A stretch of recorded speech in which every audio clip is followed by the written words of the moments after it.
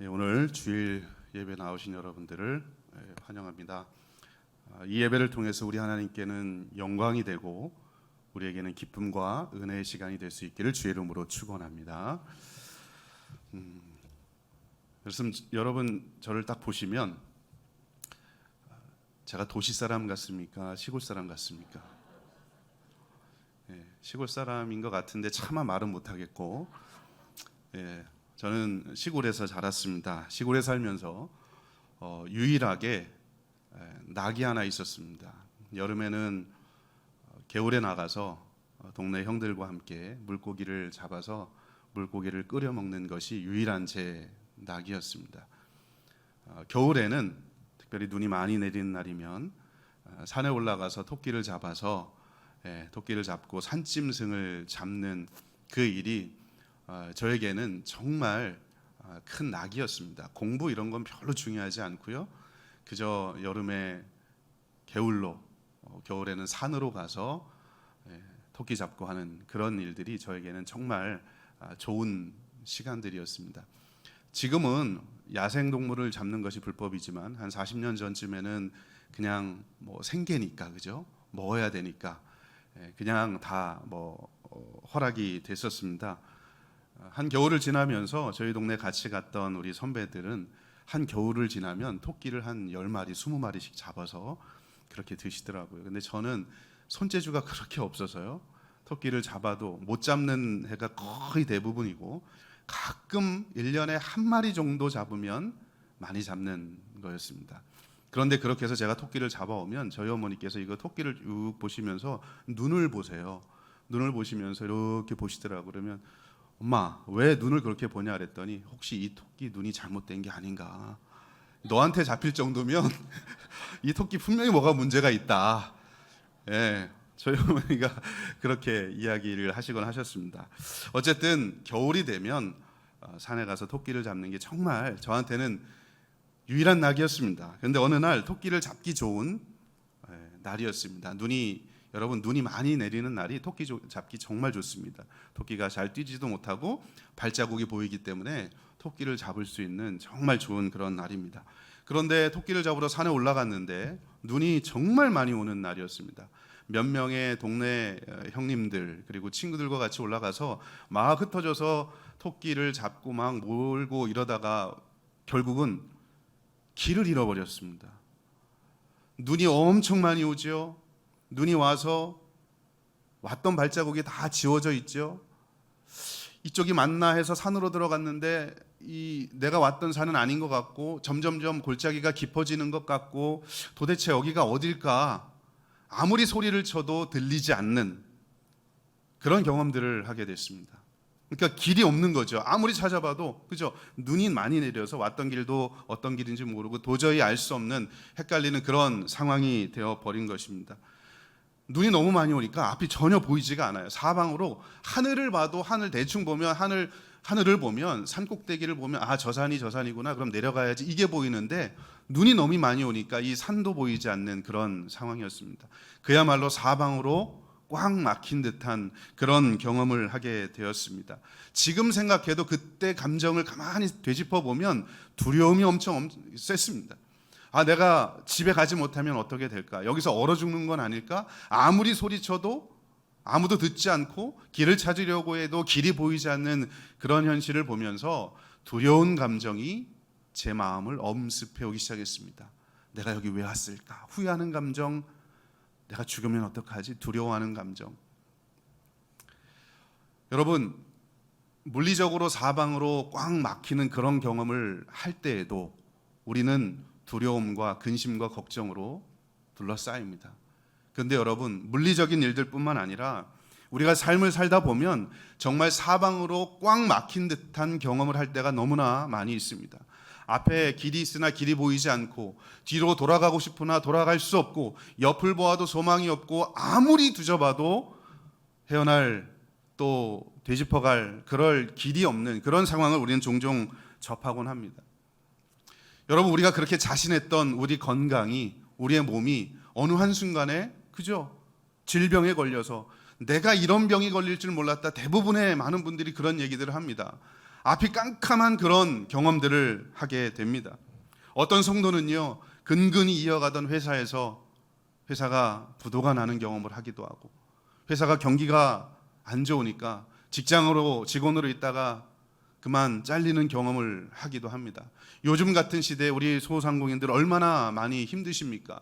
코로나로 겨우겨우 넘겼는데 또 코로나가 다시 재발하는 이 상황 속에서 도대체 내가 살 길은 뭘까? 앞이 꽉 막힌 듯한 그런 느낌을 가질 때가 많다는 겁니다.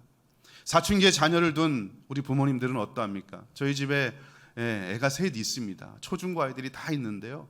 처음 위에 두 아이들은요, 사춘기 아이들입니다. 말귀를 못 알아들어요. 그래서 짐승들입니다. 저희 집에 짐승 둘하고 반인반수 한 명이 있어요. 말을 아예 못 알아듣는 애들 둘, 그 다음에 점차 못 알아들어가고 있는 애 하나. 완전히 동물원에서 살아가고 있죠. 여러분, 어렸을 때는 그래도 신앙생활을 잘 하죠. 부모의 윽박에 의해서 신앙생활을 하게 됩니다. 시간이 지나면서 그렇게 잘 교회 다니던 아이가 어느샌가부터 신앙을 포기하는 경우, 정말 앞이 꽉 막히는 경험을 하게 됩니다. 나는 어렸을 때부터 신앙생활을 했고 이 신앙이 나의 삶의 전부다라고 믿으면서 살아왔는데 우리 아이들이 그렇지 못한 모습을 보면서 실망도 하게 되고 가슴 답답한 모습을 보게 됩니다. 이 자리에 우리 권사님들, 연세 드신 분들 참 많이 와 계신데요. 자녀들 출가하고 나서 여러분 내 품 안에 있을 때 우리의 자녀들이 얼마나 신앙생활 열심히 했습니까? 그런데 여러분 내 품을 떠나고 나서 결혼을 하고 그리고 직장에 들어가고 사회생활을 하면서 주님으로부터 멀어지고 떨어져 가는 그런 경험들을 하면서 여러분 영적으로 눈이 깜깜한, 앞이 깜깜한 경험들을 하지 않습니까? 도대체 내가 어디로 어떻게 기도해야 될까? 어떻게 기도해야 될까? 하나님은 도대체 우리 아이들을 위해서 뭘 하시는 것일까? 그런 경험을 하게 됩니다. 두려움이 앞서게 되고요.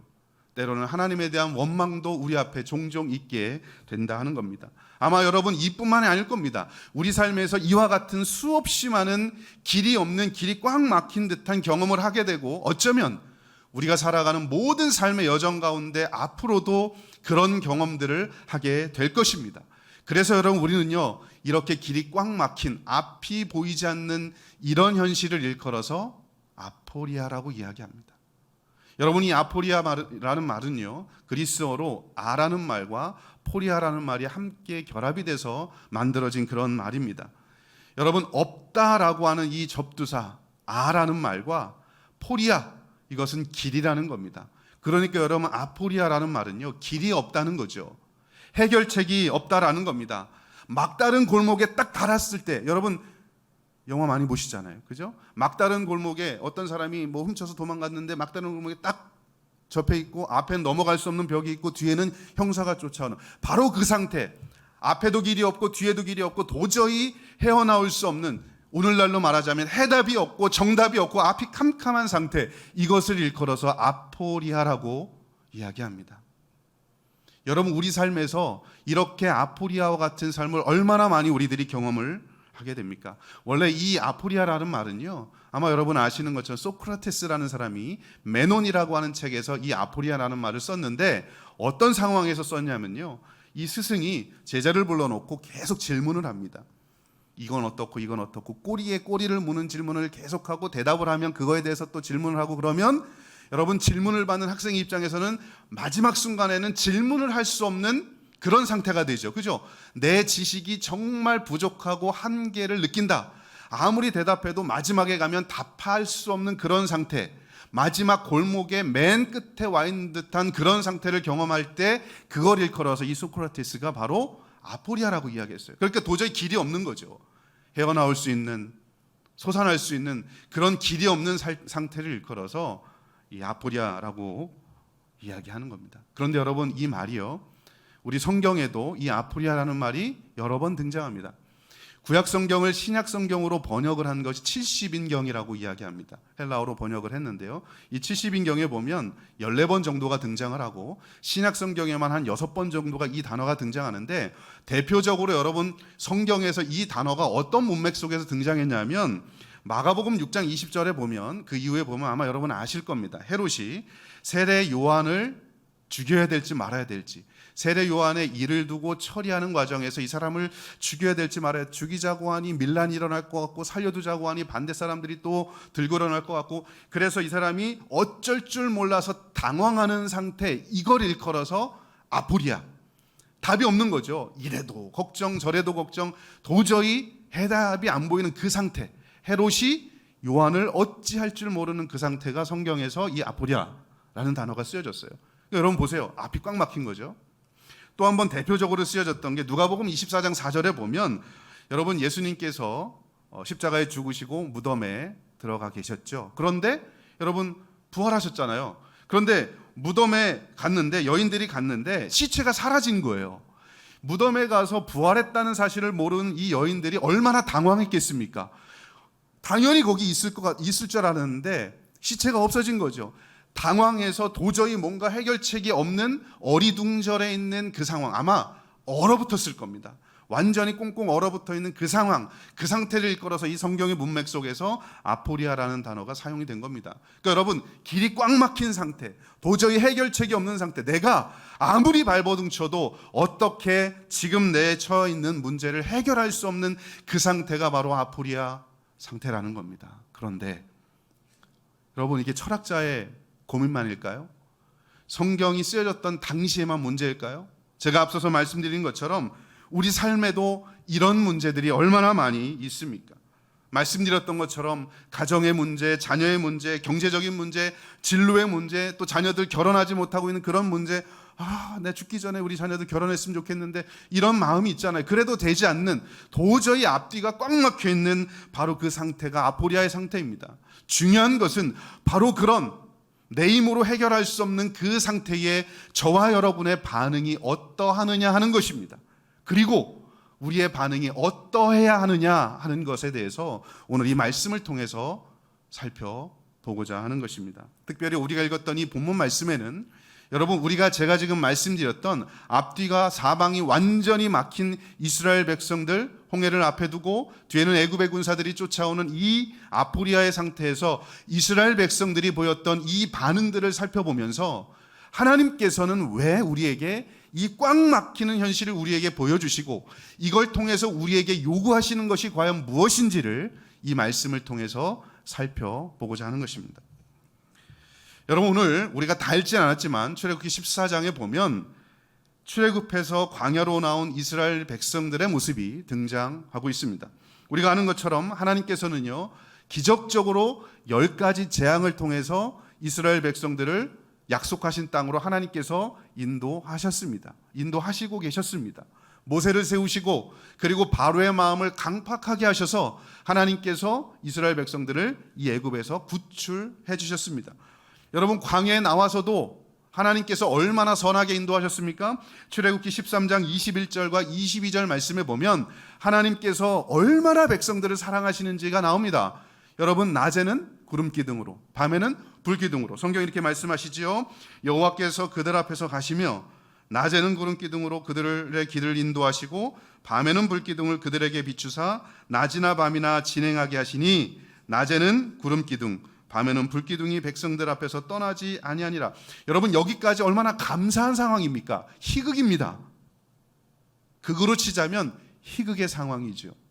그런데 하나님의 인도하심을 따라 이스라엘 백성들이 나와서 하나님의 인도하심으로 불기둥과 구름기둥으로 여기까지 인도받아서 하나님이 원하시는 데까지 왔는데, 문제는 여러분, 바알스볼 맞은편, 여기가 어디냐면 홍해 바로 앞입니다. 홍해 건너기 직전에 바로 앞이 바알스본 이 맞은편, 여기가 해당이 되는데 그 바닷가에 장막을 쳤습니다. 그런데 장막을 쳤는데 아무도 쫓아올 것 같지 않고 그저 희극으로 끝날 것 같고, 그냥 우리가 여기만 건너면 완전히 우리가 이제 약속의 땅에 이제 들어가는 그런 상황이다라고 생각을 했는데, 안타깝지만 여러분, 바로가 정신을 차렸는지 하나님이 바로의 마음을 또 강팍하게 하셨겠죠. 성경의 말씀에 의하면 바로가 쫓아오는 겁니다. 여러분, 지금 이 상황이 제가 앞서 말씀드렸던 아포리아의 상황입니다. 앞에도 도저히 넘을 수 없는 홍해가 있고요, 뒤에는 세계 최강의 군대, 애굽의 군대가 쫓아오는 겁니다. 여러분, 조금 더 제가 이 상황을 자세하게 설명을 좀 드리면, 뒤의 상황에 대해서, 지금 이스라엘 백성들을 쫓아오고 있는 뒤의 상황에 대해서 성경이 뭐라고 말씀하냐면, 여러분 여기는요 애굽에 정말 잘 훈련된 정예 군사들이 쫓아오고 있는 상황입니다. 출애굽기 14장 6절부터 7절 말씀에 성경이 이렇게 묘사를 합니다. 바로가 곧 그의 병거를 갖추고 그의 백성을 데리고 갈새 선발된 병거 600대와 애굽의 모든 병거를 동원하니 지휘관들이 다 거느렸더라. 여러분 여기 보면 병거라는 말이 나오죠. 병거라는 말은 말을 이끄는 기병들이 이끄는 전차라는 겁니다. 오늘날로 말하자면 보병이 아니고요 기계화 부대이죠. 네, 제가 나온 부대가 기계화 부대입니다. 전차 부대. 아마 모르긴 몰라도 우리 여기 담임 목사님도 전차 부대를 나오셨어요. 어떻게 하냐고요? 같이 있었거든요. 네.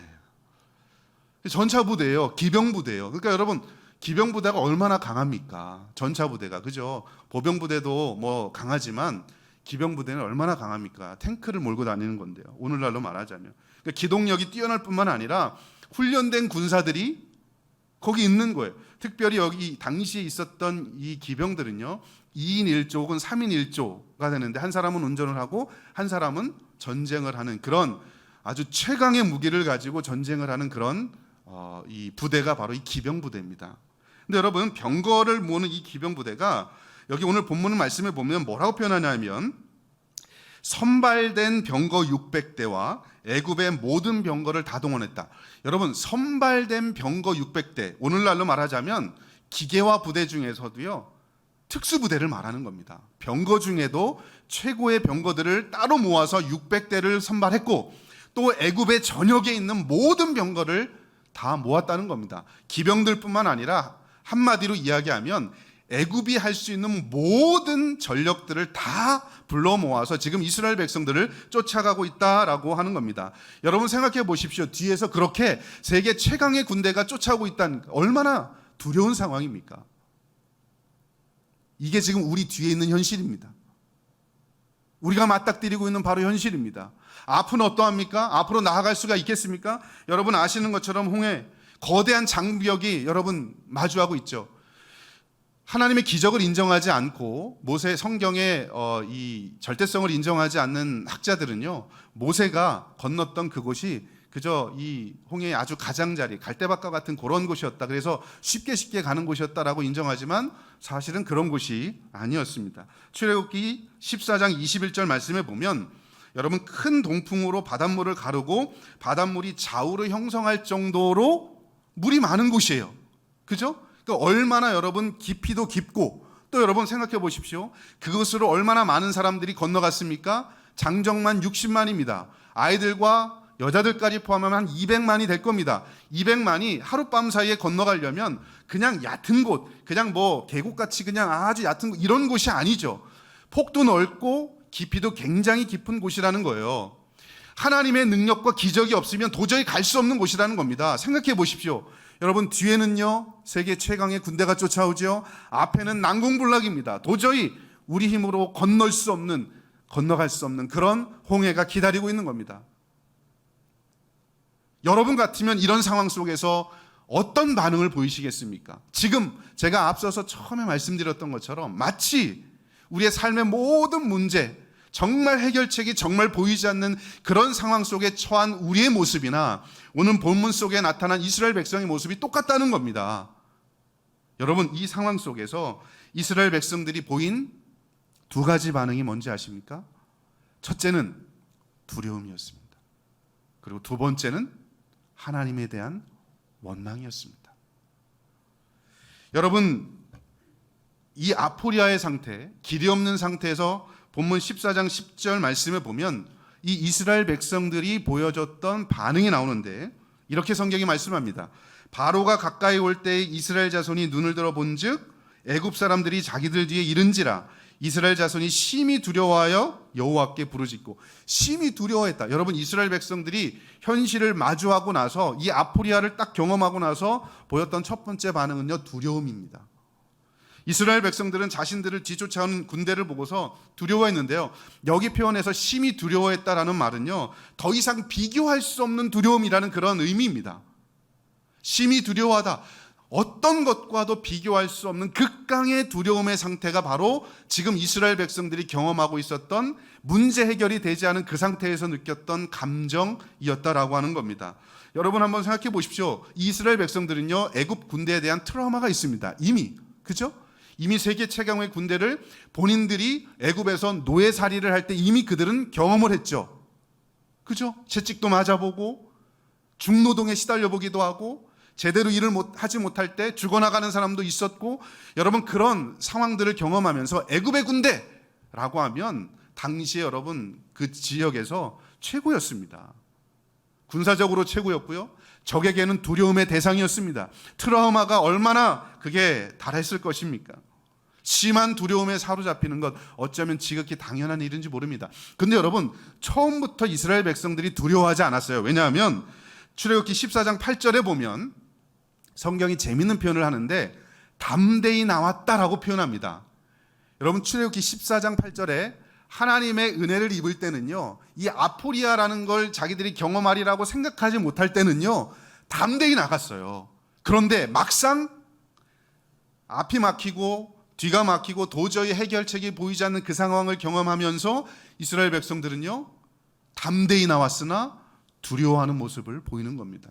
우리의 모습하고 똑같죠. 은혜 충만할 때는 모든 문제가 다 해결될 것처럼 보이고 모든 것들이 다 해결될 것처럼 그런 느낌을 갖지만, 조금 지나서 믿음이 좀 약해지고 문제 해결이 당장 이루어지지 않을 때 우리의 모습하고 얼마나 똑같습니까? 그럴 때 엄습해오는 두려움, 심히 두려워였다. 비교할 수 없는 두려움이 이스라엘 백성들에게 엄습해 오고 있는 겁니다. 두 번째 반응이 뭡니까? 첫 번째는 두려움이요, 두 번째는 모세를 원망하는 겁니다. 오늘 본문 14장 11절 말씀에 성경이 이렇게 말씀합니다. 그들이 또 모세에게 이르되 애굽에서 매장지가 없어서 당신이 우리를 이끌어내어 이 광야에서 죽게 하느냐? 어찌하여 당신이 우리를 애굽에서 이끌어내어 우리를 이같이 하느냐? 여러분, 절체절명의 위기에서, 앞뒤 꽉 막힌 상황에서 처음에는 두려움을 느끼다가 그 다음 감정은 이 두려움의 원인을 누구에게 전가시키는 거죠. 우리를 여기까지 인도한 모세, 당신 때문이다. 여러분, 모세에게 대해서 원망하는 이 마음은요, 결국 모세를 지도자로 세운 누구를요? 하나님에 대한 원망입니다. 차라리 그냥 애굽에 있으면 고기라도 가끔 먹고 힘들긴 하지만 노예로 살아도 그냥 살 수 있을 텐데 왜 우리를 여기 데리고 와서 이런 고생 시키느냐? 거기서 죽나 여기서 죽나 마찬가지 아니냐? 모세를 향해서 원망을 합니다. 이 원망은 하나님을 향한 원망과 똑같습니다. 여러분, 저는 이 이스라엘 백성들이 겪은 이 현실, 어쩌면 그렇게 우리와 똑같은가? 그리고 이런 현실 앞에 그들이 보인 두 가지 반응을 살펴보면서 우리들이 하나님 앞에 우리의 길이 풀리지 않을 때, 앞이 꽉 막혔을 때 보여지는 두 가지 반응이 우리의 모습과도 똑같다라고 생각을 합니다. 두려움이 있죠. 원망이 있죠. 근데 여러분, 이 아포리아의 상황에서 하나님께서 우리에게 원하시는 게 무엇일까를 생각하셔야 됩니다. 세상에 벌어지는 모든 일들은 하나님의 주권과 섭리 가운데 일어납니다.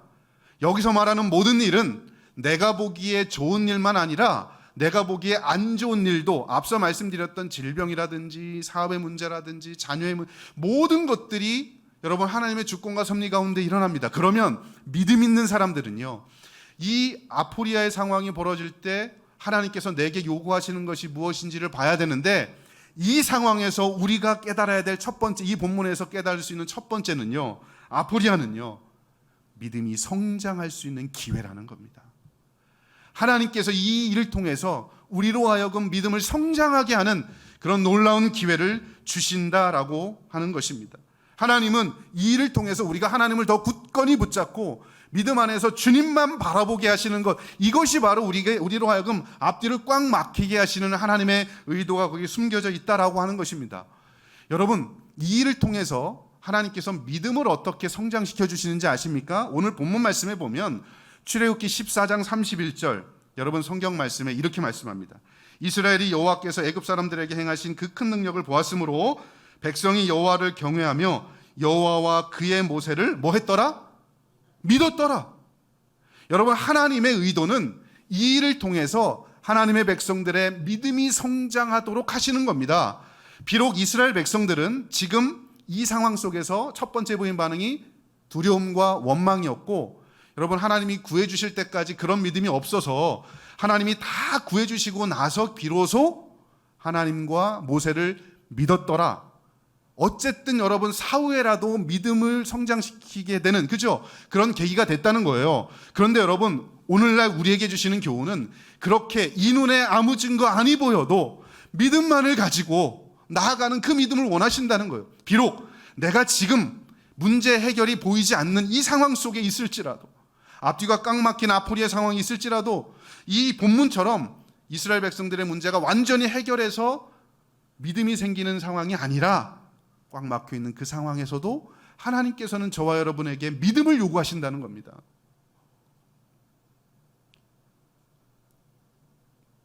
여러분, 위기의 상황 속에서 하나님을 향한 믿음이 더욱더 커지는 우리 모두 될 수 있기를 주의 이름으로 축원합니다. 여러분, 고린도후서 4장 8절부터 10절 말씀에 우리가 잘 아는 이런 말씀이 있습니다.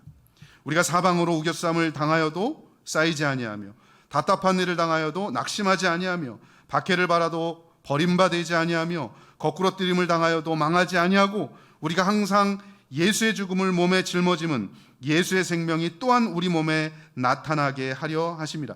여러분, 오늘 본문 이 고린도서 4장 말씀에 이 우겨쌈을 당하다, 이 말은요, 헬라어로 보면 포도즙 있죠. 포도즙을 꽉 짜는 듯한, 완전히 앞뒤가 숨 못 쉬게, 그죠? 포도즙을 짤 때 완전히 짜잖아요. 그래서 이 애워싸다, 억누르다, 짓밟다, 이런 상황입니다. 이 애워쌈을 당할 때, 또 본문 말씀을 보면 답답한 일을 당하다, 이 말씀이 나오잖아요. 이 답답한 일을 당하다라는 말의 헬라어가 우리가 오늘 보고 있는 아포리아라는 단어가 쓰였습니다. 답답한 일을 당할 때, 앞이 꽉 막히니까 얼마나 답답합니까, 그죠? 그런 답답한 일을 당할 때, 사방으로 우겨쌈을 당하고 답답한 일을 당할 때라도, 문제 해결책이 보이지 않는 그 상황이라도 사도 바울이 뭐라고 이야기합니까? 강력하게 말씀합니다. 우리에게 예수의 생명이 있음을 믿으라는 겁니다. 예수의 생명이 있으니까 이런 어려운 일, 이런 고통스러운 일, 현실적으로 도저히 해결할 수 없는 일이 있을지라도 그 생명의 길, 생명이신 예수 그리스도를 믿고 나아가면 우리에게 하나님께서 은혜를 베풀어 주신다라고 하는 겁니다. 할렐루야. 여러분, 이 은혜가 우리 모두에게 넘쳐나게 되기를 주의 이름으로 축원합니다. 하나님께서 지금 당장 그 문제를 해결해 주시든 그렇지 않으시든 우리에게 요구하시는 건 믿음이라는 거예요. 여러분, 오늘 이 이스라엘 백성들이 처해 있는 이 상황하고 거의 비슷한 상황을 신약 성경에 보면, 마가복음 4장에 보면 풍랑 속에 있었던 제자들의 모습하고 거의 유사합니다. 그리고 그들이 보였던 반응들이 동일하게 나타나는데, 이걸 보면서 아, 사람은 다 똑같구나. 구약시대 사람이나 신약시대 사람이나 오늘날 우리 사람이나 이 길이 막히는 경험을 하면 다 똑같은 반응을 하는구나 라고 하는 걸 이 본문 말씀을 통해 제가 느끼게 됩니다. 여러분, 마가복음 4장 35절부터 42절 이 말씀에 보면 진퇴양난에 빠져 있는 제자들의 모습이 보이는데요, 예수님께서 갈릴리 바다 그 지역에서 하나님 나라에 대해서 비유로 많은 것들을 가르치셨습니다. 그리고 나서 해가 질 때 저녁 때쯤 돼서 이 건너편, 거라사 지방으로 건너편으로 예수님께서 배를 타고 이제 가시는, 그런 제자들과 함께 가기 위해서 배에 오르신 그런 상황입니다. 그런데 여러분, 그때 큰 광풍이 일어나죠. 이게 라이랍스라는 그런 큰 광풍인데요, 사방에서 불어오는 바람이란 뜻입니다. 더 쉽게 이야기하면 미친 바람이라는 겁니다. 여러분, 바람 많이 심하게 불 때 저 미쳤나 봐 막 그러잖아요. 그 미친 바람, 사방에서, 이쪽에서도 불어오고 저쪽에서 위 아래 사방에서 불어오는 이 바람이 바로 이 제자들과 예수님이 탔던 배가 경험하고 있는 그 상황에서의 경험, 바로 이 바람이라는 겁니다. 여러분, 아마 이런 말씀 많이 들으셨을 거예요. 당시 갈릴리 지역의 상황을 잘 아실 겁니다. 갈릴리 호수는요, 남북으로 21km, 동서로 한 11km 정도 되는 꽤 큰 호수였습니다. 특징이요, 해수면보다 200m 정도 아래에 있대요. 뒤에는 이 큰 산이 있잖아요, 그죠? 한 2,800m 되는 산이 있는데, 그러니까 해수면보다 낮고 산에서 바람이 불어오고 그러니까 이곳에 돌풍이 많이 불고 갈릴리 바다에도 종종 이런 돌풍들이 불어오곤 한다라고 하는 겁니다. 예, 부지불식간에 대비하지 않은 상태에서 이 제자들과 예수님이 타고 있는 이 배에 돌풍이 불어서 지금 배가 뒤집히기 직전입니다. 여러분, 사방이 막힌 거죠. 갈 데 없잖아요. 그죠? 이쪽으로 갈 수, 왜냐면 바람이 사방에서 부니까 이쪽으로 갈 수도 없고 저쪽으로 갈 수도 없고, 그렇다고 내려서 수영해서 갈 수도 없는 그 상황이에요. 이스라엘 백성들이 오늘 처해 있었던 이 홍해와 애국 군대 앞에 처해 있는 그 모습하고 똑같다는 겁니다. 그런데 여러분, 이 제자들이 처한 이 상황에서 그들이 보인 반응 두 가지가 동일하게 나오는데, 하나는 두려움이고 또 하나는 원망입니다. 여러분, 마가복음 4장 40절에 보면 성경이 이렇게 말씀합니다. 이에 제자들에게 이르되 어찌하여 이렇게 무서워하느냐? 제자들이 무서워하는 거죠. 두려워하는 모습입니다. 두 번째 반응이 뭐냐 하면 마가복음 4장 38절, 절수로 보면 순서가 바뀌었지만 두려워하는 모습을 보면서 예수님을 깨운 거예요. 그러니까 시간적 순서는 이게 나중이죠. 4장 38절에 보면 선생님이여 우리가 죽게 된 것을 돌보지 아니하시나이까. 뭐예요? 원망하는 거잖아요. 예수님, 우리가 지금 죽게 생겼는데 뭐 하고 계십니까? 주무시고 계십니까? 우리 다 죽게 생겼는데. 이게 지금 풍랑 속에서 제자들이 보인 두 가지 반응입니다. 무서워하고 두려워하는 반응, 그리고 예수님을 원망하는, 그죠? 왜 우리를 구해주지 않느냐라고 한 그런 모습이라는 겁니다. 여러분, 이런 사면초가의 상황에서 우리 주님께서 이 제자들에게 요구하시는 것이 무엇이었는지 아십니까? 이 출애굽기 본문하고 똑같습니다. 마가복음 4장 40절, 어찌하여 이렇게 무서워하느냐? 너희가 어찌하여 믿음이 없느냐? 여러분, 우리 주님께서는요, 이 꽉 막힌 상황 속에서 제자들에게 요구하시는 게 뭐냐 하면 예수님에 대한 믿음이었습니다. 여러분, 설마 온 우주의 창조자이시고 구원자이신 예수님이 타고 계신데 이 배가 뒤집히겠느냐 이거예요. 너희들이 진정한 믿음이 있다면 이 배가 뒤집히겠느냐. 어리석은, 특별히 마가복음에는 제자들의 어리석은 이 모습이 다른 복음서보다 더 부각이 돼서 나옵니다. 믿음이 없는 제자들의 모습을 예수님께서 책망하시면서 뒤집어 이야기하면 믿음에 대해서 보여주시는 거예요. 야, 이런 상황 속에서 길이 꽉 막힌 이 아포리아의 상황에서 내가 왜 이 상황을 만든 줄 아느냐? 그건 너희들에게 믿음이란 걸 보여주기 위함이야.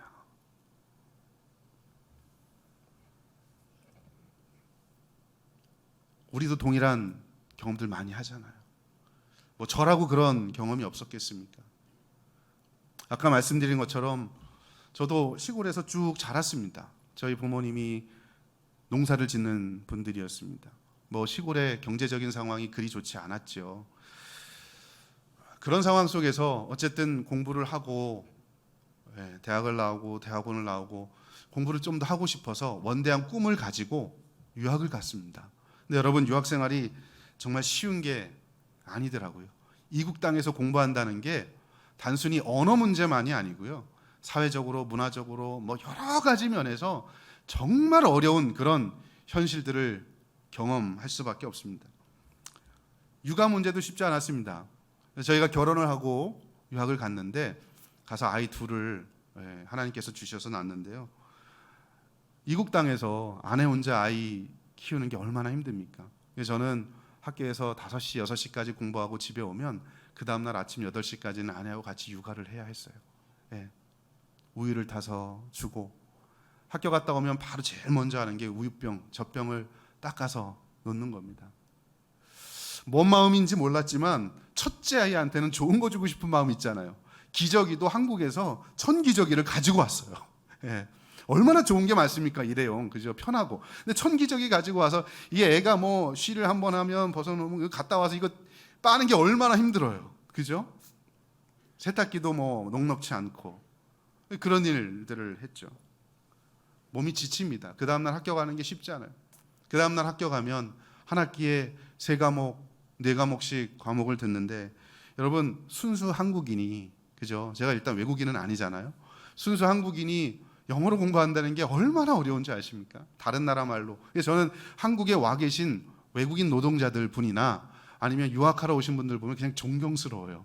한국말 엄청 잘하시잖아요. 우리가 영어 하는 것보다 그분들이 한국말 하는 걸 엄청 잘하잖아요. 그분들 존경하셔야 돼요. 쉬운 거 아닙니다. 공부하는 거, 내가 알고 있는 게 100인데 표현되는 것 10밖에 안 될 때 얼마나 자괴감을 느끼는지 아십니까?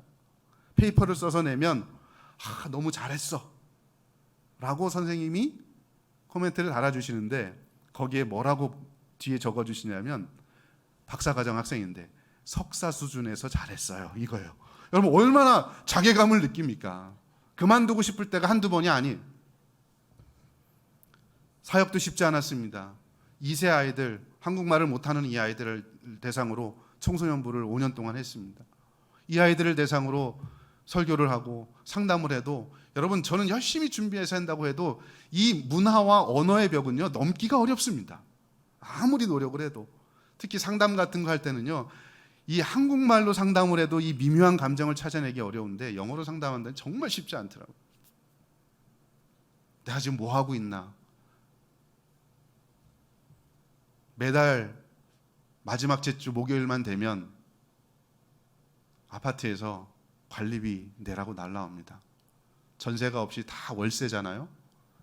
한 달에 120만 원씩 매달 내야 됩니다. 좋은 집이라서 120만 원이 아니고요. 그냥 방 하나 있고 거실 하나 있는 게 120만 원입니다. 1200불, 1300불 이렇게 하는 거예요. 여러분 매달 마지막 주만 되면 그때부터 스트레스가 쌓여옵니다. 이번엔 돈을 어디서 구해오지? 돈이 없을 때는 집세까지 내고 나서 통장에 몇 불 안 남았어요. 저녁 먹어야 되는데 애들하고 같이 집 앞에 있는 상호를 이야기하면 좀 그러니까 이렇게 M으로 돼 있는 거 있잖아요. 거기 가서 햄버거 1불짜리 하나씩 시켜놓고 음료수를 다 시킬 수 없으니 정말 창피하지만 음료수 하나 시켜놓고 리필해서 먹으면서 얼마나 제가 가슴으로 울었는지 모릅니다. 내가 왜 왔을까? 왜 하나님은 분명히 저에게 소명을 주셨고 이 일을 통해서 하나님께서 분명히 일을 하시겠다고 약속해 주셨는데 왜 이곳에 와서 형통한 은혜가 아니라 정말 가면 갈수록 이렇게 어려운 사방으로 진짜 이 어려움이 막 밀려오는 거야. 한꺼번에 몰려올 때는요 감당하기 어려운 그런 상황들이 계속해서 연출이 되는 거죠. 그때 하나님 앞에 울면서 주님 앞에 기도, 하나님 도대체 여기에 하나님의 뜻이 무엇입니까? 제가 돌아가야 됩니까? 그때 제 마음속에 하나님께서 주시는 게 있어요. 걱정하지 마. 내가 누군데? 내가 창조주야. 내가 너를 구원한 하나님이야. 내가 너를 이곳에 보낸 하나님이란 말이야. 걱정하지 마. 그냥 나만 믿어. 나만 믿고 따라와. 제 마음속에 그 하나님께서 주시는 감동이 있었습니다. 여러분 그 감동을 가지고 6년 동안 제가 미국에서 버텼던 것 같아요. 그러면서 이 시련을 겪으면서 제게 남은 건 믿음인 것. 어려운 상황에도 하나님께서 책임져 주신다. 내가 흔들려도 하나님께서 흔들리지 않는 주님이 계시기에 하나님께서 내 인생 책임져 주신다라고 하는 겁니다. 이 하나님의 은혜가 여러분에게도 임할 수 있기를 주의 이름으로 축원합니다. 여러분 오늘 이 본문 속에서 그래서 우리가 느껴야 하는 건 내가 길이 막혔다라고 느껴지는 영적 아포리아의 상태는요 결국 인간의 마지막이 하나님의 시작이라는 사실을 기억해야 합니다. 나의 절망이 하나님의 소망이라는 사실을 기억해야 합니다. 우리의 아포리아가 하나님의 포리아라는 사실을 기억해야 합니다. 이 일들을 통해서 하나님께서는 우리에게 믿음을 은혜로 선물로 성장시켜 주실 줄로 믿습니다. 그 은혜가 우리 모두에게 임할 수 있기를 주의 이름으로 축원합니다. 로버트 슐러라는 사람이 죽게 가까이라는 그런 글을 하나 썼는데요. 거기에 이렇게 표현하고 있습니다. 절벽 가까이로 나를 부르셔서 다가갔습니다. 절벽 끝에 더 가까이 오라고 하셔서 더 다가갔습니다. 그랬더니 절벽에서 겨우 발을 붙이고 서 있는 나를 절벽 아래로 밀어버리시는 것이었습니다. 물론 나는 그 절벽 아래로 떨어졌습니다. 절망이죠. 그런데 나는 그때까지 내가 날 수 있다는 사실을 몰랐습니다. 여러분 절벽까지 하나님이 밀어버리셔요. 사방이 막히는 상황까지 왜 몰아버리십니까? 그리고 심지어 절벽에서 떨어뜨린다는 거예요. 왜요? 너 날 수 있어. 너 한 단계 성장할 수 있어. 그냥 옛날처럼 엄마가 가져다 주는 그냥 먹이만 먹는 게 아니라, 걸어 다니는 게 아니라 너는 날아갈 수 있는 사람이야. 더 큰 것들을 주시기 위해서 하나님이 절벽 아래로 미르신다는 겁니다. 우리에게 왜 고난을 주십니까? 어려움을 주십니까? 그 이유는 믿음을 성장하게 하시는 하나님의 은혜인 줄로 믿습니다. 여러분, 이 은혜가 평생 살아나갈 때 우리에게 임할 수 있길 축복합니다. 두 번째, 여러분, 이 본문 속에서 우리가 깨달아야 될 중요한 교훈이 하나 있습니다. 여러분, 이 아포리아를 통해서 첫째는 우리의 믿음을 성장시키는 도구이지만, 이 아포리아는 하나님이 영광을 받으시는 도구다라고 하는 것입니다. 한번 따라해 볼까요? 아포리아는 하나님이 영광을 받으시는 도구이다. 맞습니다, 여러분. 우리에게 사방으로 길이 막히게 하실 때는 이 일을 통해서 하나님께서 뭔가 행하시고자 하는 의도가 있다는 겁니다. 여러분, 오늘 본문 우리가 다 읽진 않았어요. 출애굽기 14장 4절과 출애굽기 14장 17절 18절에 공통적으로 등장하는 단어 혹은 문구가 나옵니다. 그것이 뭐냐 하면 영광이라고 하는 단어와 그리고 나를 여호와인 줄 알게 하리라 라고 하는 것입니다. 여러분, 영광, 나를 여호와인 줄 알게 하리라. 하나님께서 이스라엘 백성들을 사방이 막히는 경험을 하게 하시는 이유는 이 일을 통해서 하나님이 영광을 받으시고 하나님이 온 세계의 주인이심을 만방에 알리고자 하시는 하나님의 계획하심이 숨겨져 있다라고 하시는 겁니다. 꽉 막힌 경험을 통해서 하나님이 영광 받으시고 내가 온 세상의 주인이야 라고 하는 걸 하나님이 보여주신다라고 하는 겁니다. 여러분, 출애굽기 그 앞장 13장 17절 18절에 보면 사실 여러분, 하나님은 이스라엘로 하여금 약속의 땅으로 바로 갈 수 있는 길이 있었어요. 그런데 돌아가게 하십니다. 굳이 바로 가면 더 편하고 쉽게 갈 수 있는 길이 있는데 이스라엘 백성들이 돌아가도록 그렇게 하십니다. 멀리 돌아가게 하십니다. 여러분, 그러면서 그렇게 돌아가기 때문에 그 상황에서 진퇴양난의 경험을 하게 하신 거예요. 여기에는 하나님의 의도가 숨겨져 있다라고 하시는 겁니다. 왜 그렇다고요? 이 어려운 상황을 통해서 이 문제를 해결되는 과정들을 통해서 우리 하나님은 영광 받으시고 온 세상에 하나님이 주인이시다라고 하는 걸 만방의 능력주라는 걸 알리게 하심이라는 겁니다. 저와 여러분에게 아포리아의 꽉 막힌 상황을 보여주시는 이유는 우리 개인을 향해서는 믿음이 성장하는 기회이지만 이 일들을 통해서 우리 하나님은 영광 받으시고 세상 사람들에게는 뭐라고요? 하나님이 주인이시구나. 야, 저 사람 보니까 이 어려운 상황, 온 동네 사람이 다 아는 이 어려운 상황인데 이 상황 속에도 저 사람 정말 믿음 잘 지키더라. 결국 하나님께서 이 일을 통해서 저 사람을 온전하게 회복시키시고 성장시키더라. 사람들이 보면서 야, 하나님이 살아계시구나 라고 하는 걸 보여주시는 도구로 이 아포리아를 사용하셨다라고 하는 것입니다. 그러므로 여러분, 우리에게 이 어려움이 있을 때 불평하고 두려움이 있고 원망할 게 아니라 이 깊은 하나님의 뜻을 우리가 헤아릴 줄 알아야 합니다.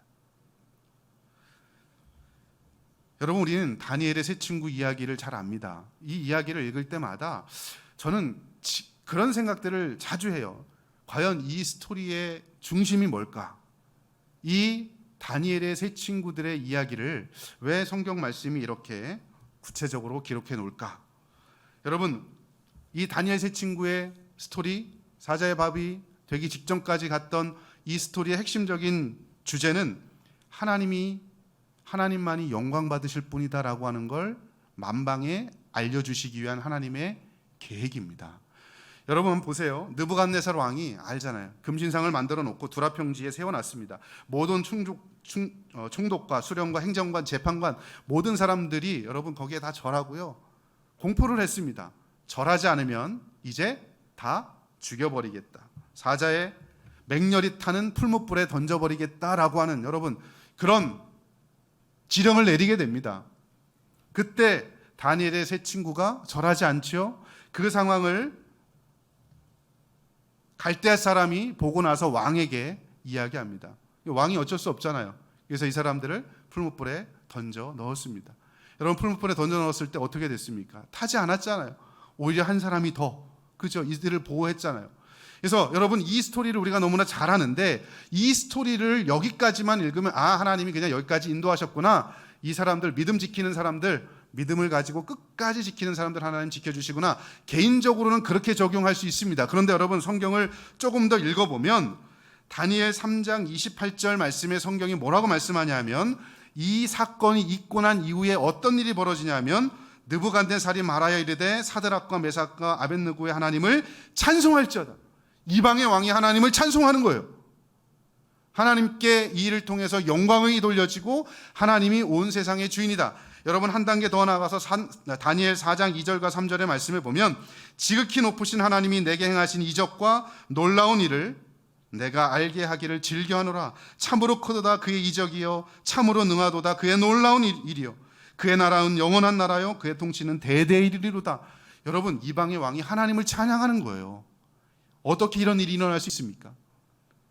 그 다니엘의 세 친구에게는 풀무불에 타 죽을 지경까지 왔지만, 그 상황 속에서 이 아포리아의 상황을 하나님 만드신 이유는 이 일을 통해서 하나님이 영광 받으시고 온 세계에 내가 하나님이야 라고 하는 걸 드러내시기 위한 도구라는 겁니다.